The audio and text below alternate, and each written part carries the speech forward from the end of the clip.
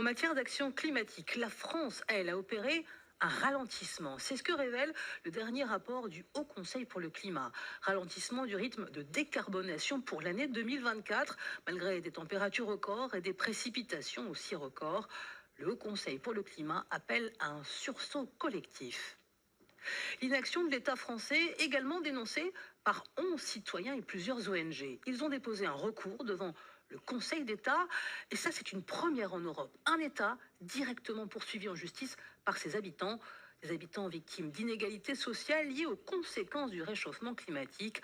En France, les plus pauvres sont aussi les premiers touchés par des problèmes d'isolation, de ventilation et de santé aussi.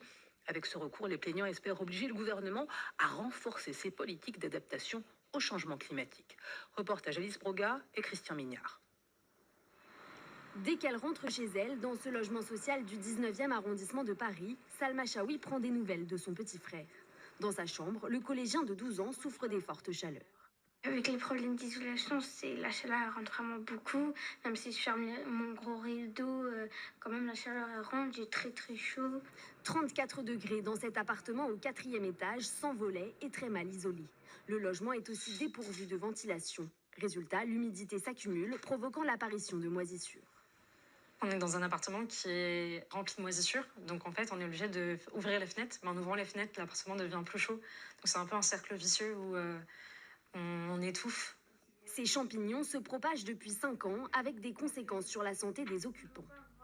Mon petit frère, il a une maladie chronique, une uvite, et ces inflammations peuvent être causées par une infection par un champignon. Pour ma part, moi je dormais dans la chambre qui était le plus remplie de moisissures, et je faisais énormément d'insomnie et de crises d'angoisse. Malgré les nombreuses demandes de la famille de Salma, le bailleur social Paris Habitat n'a toujours pas entrepris de travaux de réhabilitation.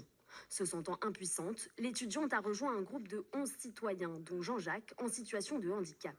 Tous sont confrontés à des difficultés aggravées par le dérèglement climatique. Actuellement, il fait 36 dehors, 34 dans mon appart, c'est tout fermé. Là, j'ai été dans un centre commercial pendant 1 heure, mais bon, je ne peux pas passer toute la journée dans un centre commercial.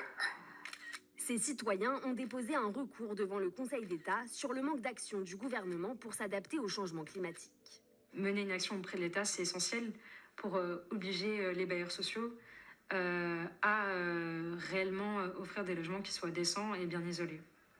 Inédite en Europe, cette démarche est aussi portée par des citoyens confrontés à des problèmes d'accès à l'eau, d'inondation ou de maisons fissurées par les sécheresses.